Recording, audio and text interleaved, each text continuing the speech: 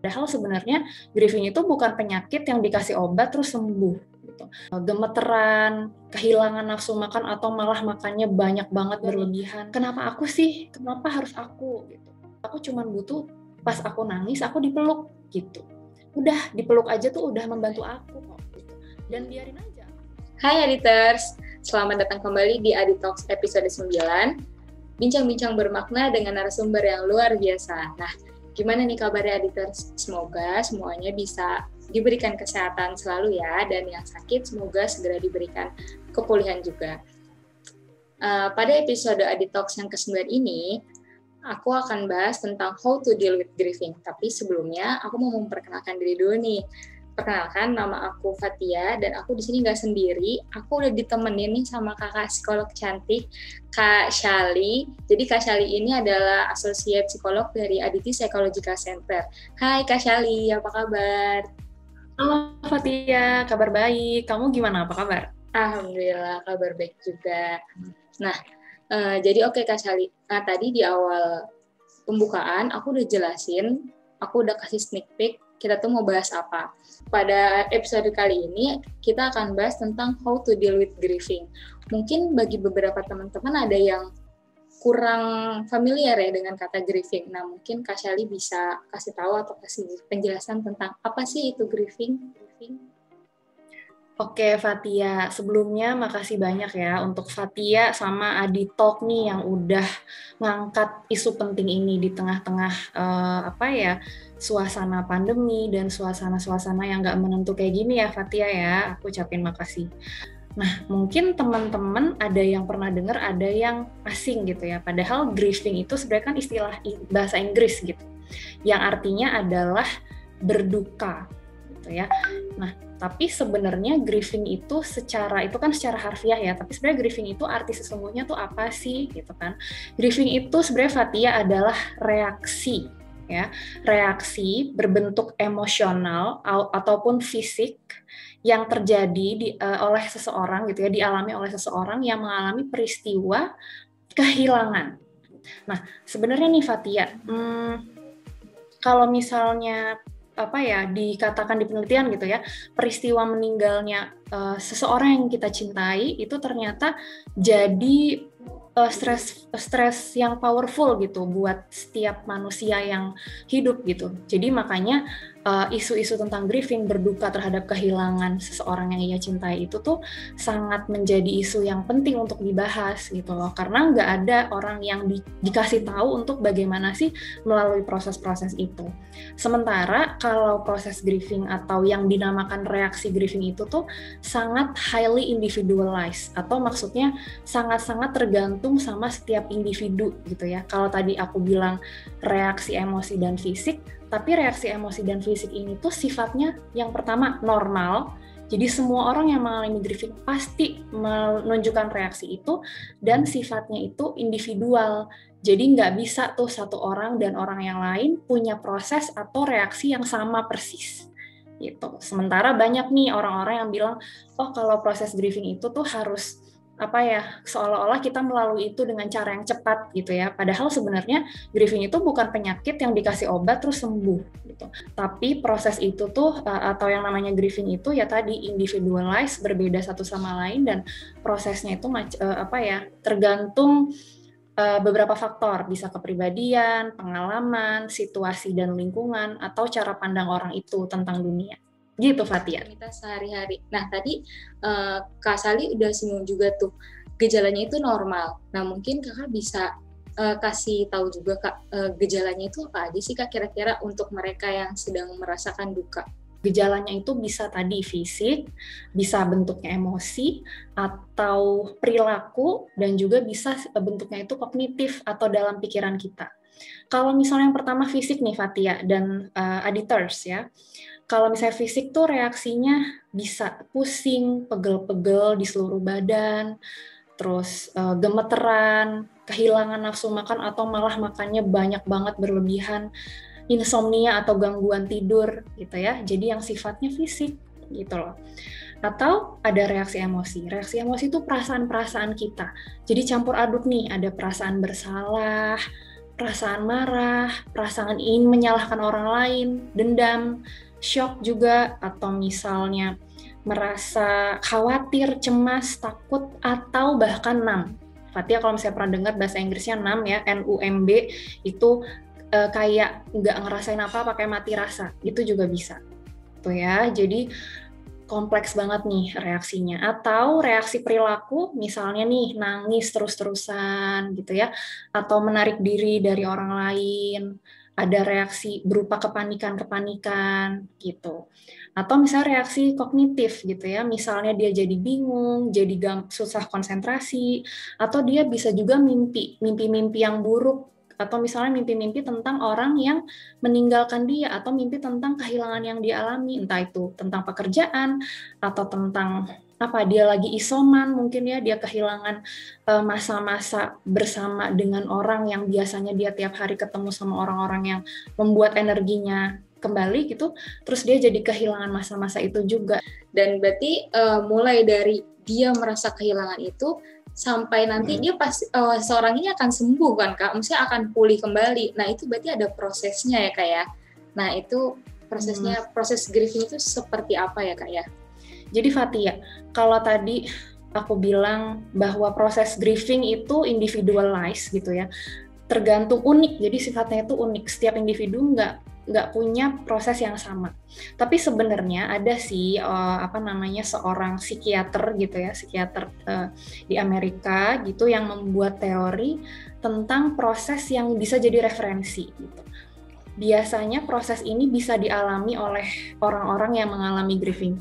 Tadinya si psikiater ini namanya Kubler-Ross. Nah, si Kubler-Ross ini tuh dia bikin tahap-tahap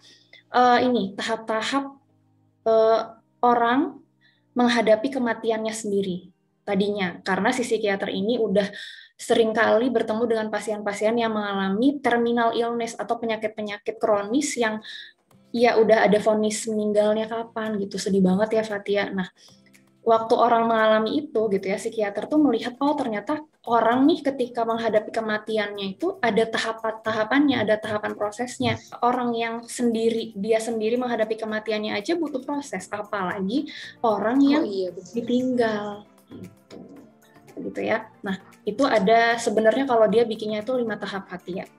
Nah, 5 tahap itu sekali lagi ya, ini bukan suatu aturan, tapi ini referensi. Oke, ini yang pertama ya. Yang pertama itu yang namanya denial. Gitu. Denial itu kan bahasa Inggris juga sebenarnya ya, tapi kalau di Indonesiain itu kayak penolakan atau penundaan terhadap reaksi emosi. Nah, bentuk denial itu adalah cara manusia untuk mempertahankan diri supaya dia nggak segera merasakan perasaan sakit atau nggak menyenangkan itu.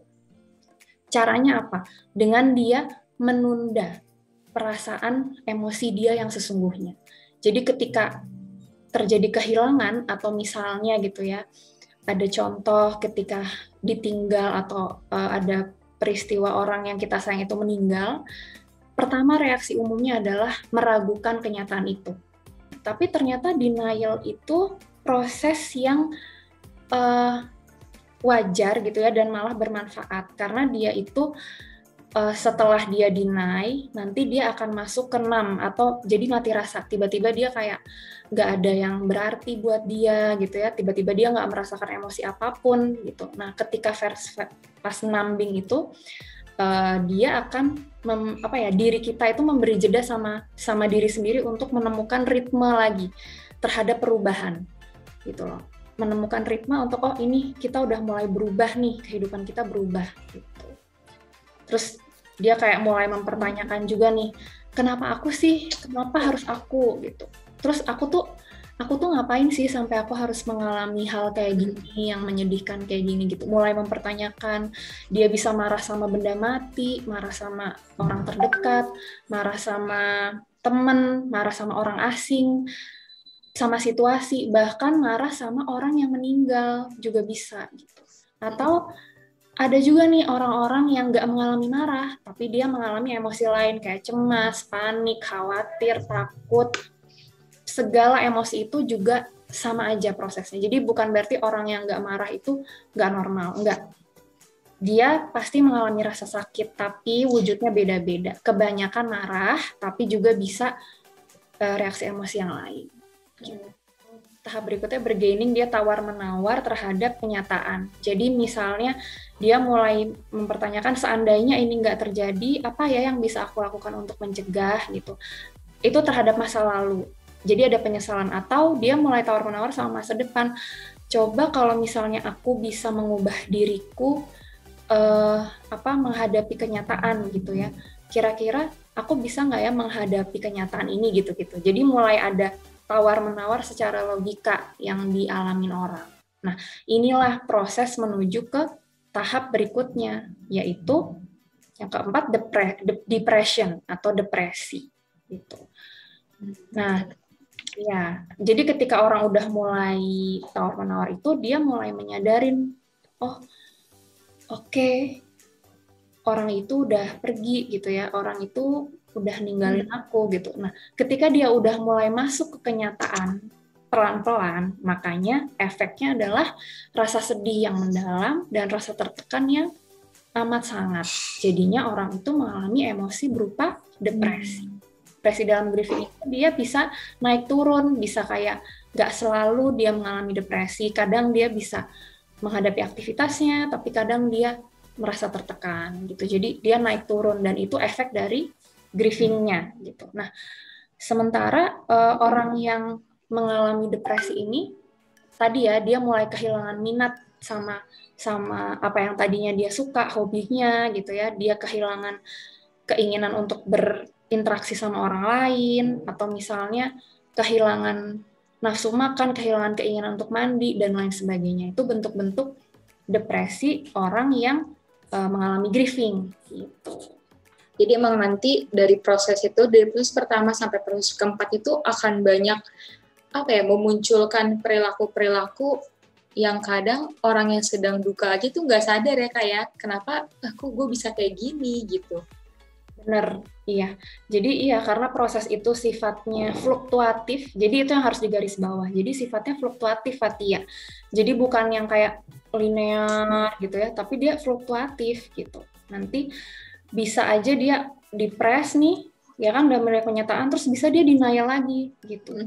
Nah, gitu ya. Nah, selalu setelah depresi itu kan, tapi balik lagi, depresi itu reaksi normal gitu ya, reaksi normal. Setelah itu, setelah dia melalui fase depresi ini, masuk ke fase yang terakhir, yaitu acceptance atau penerimaan, bahasa Indonesianya. Nah, penerimaan itu tuh bukan kayak aku merasa baik-baik aja atas kejadian ini. Bukan kayak gitu. Bahkan orang yang udah menjalani grieving sekian lama juga bisa kita pahami bahwa dia nggak akan ngerasa baik-baik aja dalam jangka waktu lama gitu. Proses dia kehilangan orang itu memang nggak baik-baik aja gitu. Tapi penerimaan itu tuh lebih ke arah gini. Gimana kita mulai sadar dan kenal sama kehilangan itu. Jadi kita mulai menerima kenyataan ya bahwa kita kehilangan gitu ya. Kita belajar untuk hidup tanpa orang yang meninggalkan kita, dan juga kita belajar untuk menyesuaikan diri pada kehidupan yang baru. Nah, yang penting gini, emosi-emosi itu akan terus muncul mungkin sepanjang dia proses grieving. Tapi yang berbeda adalah cara pandang kita jangka panjang dan cara kita menghadapi kehidupan itu yang berubah. Gitu. Emosinya tetap ada, tapi cara kita berpikir dan cara pandang kita sama situasi itu yang nantinya akan berubah dan terus berkembang kok. Gitu, Fatia. Ya. Dan yang tadi ya digarisbawahi bahwa itu individu, jadi bisa aja nih orang cuman ngalamin satu step atau dua step dari proses tadi, atau ada yang keskip nggak dialamin gitu, atau tiba-tiba maksudnya dia depresi, tiba-tiba denial gitu ya. Jadi bukan suatu yang linear tapi fluktuatif. Nah, mungkin Sally ada cara gitu atau tips sesuai dengan judul kita nih, how to deal with grieving. Nah, gimana sih cara kita tuh untuk berdamai gitu? Yang pertama banget adalah kasih kesempatan orang yang grieving ini untuk cerita. gitu. Intinya adalah kan tadi, emosinya itu kan campur aduk, dia kewalahan, pasti yang pertama itu emosi gitu kan. Nah, dia harus punya ruang untuk ceritain apa-apa aja perasaan yang dia rasain gitu. Menerima emosi, baru deh kita take care ourselves juga. Kita take care fisik kita itu sama aja membantu take care emosi kita juga. Dimulai dari makan makanan sehat atau tidur berusaha lebih cukup gitu ya, mandi yang bersih. Kita mulai dengan bersih-bersih diri, itu bisa ngebantu mood kita lebih stabil gitu. Yang biasanya misalnya nulis gitu, malah bagus. Nulis bisa jadi salah satu media ya Fatia. Misalnya nih, kita bisa journaling tentang perasaan-perasaan kita setiap hari. Atau kita bisa nulis surat seolah-olah kita tujukan buat orang yang meninggal itu. Perasaan-perasaan kita yang belum kita sampaikan ke dia, kita ceritanya kita lagi nulis surat buat dia. Gitu. Jadi kayak apa emosi kita, unek-unek kita tuh seolah-olah tersalurkan. Jadi kita terbantu untuk lebih lega. Gitu. Sampai yang terakhir juga kita bisa merencanakan gini. Kadang-kadang kita juga bisa aware loh sama pemicu reaksi grieving kita. Yang tadi aku bilang, kalau kita udah accept pun gitu ya Fatia, kita udah terima nih. Sewaktu-waktu pun, misal ya, kita masuk ke situasi familiar. Misalnya gini, lebaran yang biasanya kita ketemu orang itu. Nah, itu perlu kita aware juga bahwa walaupun kita udah accept, kalau ada istilahnya trigger gitu ya, atau pemicu, dan tiba-tiba kita jadi ngerasain emosi yang campur aduk itu lagi juga, nggak apa-apa, itu normal. Bukan berarti itu tanda bahwa kita mengalami penurunan, enggak. Tapi kita kan udah berusaha mengatasi tadi. Tapi yang namanya trigger muncul, hari ulang tahun orang itu misalnya, terus kita jadi galau lagi, sedih lagi, ya nggak apa-apa. Tapi yang penting kita kenali bahwa ada pemicu yang sifatnya terantisipasi, kayak tadi misalnya tanggal-tanggal familiar, atau jalanan yang biasa kita lalui atau apa, itu kan bisa diantisipasi gitu ya.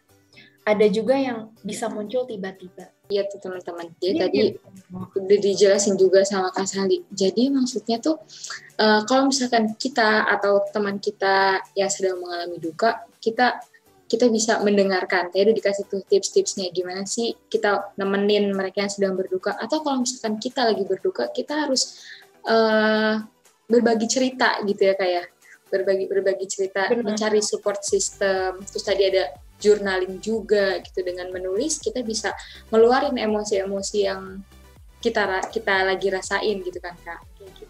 Mungkin tambahan ya untuk temen yang lagi menemani temen yang grieving. Nah, ini tambahan sedikit. Jadi kayak jadi wajar juga orang yang lagi nemenin proses grieving itu merasa awkward.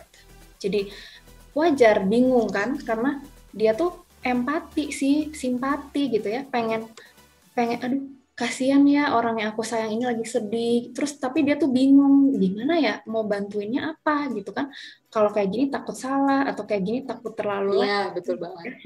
Nah inilah perlunya komunikasi.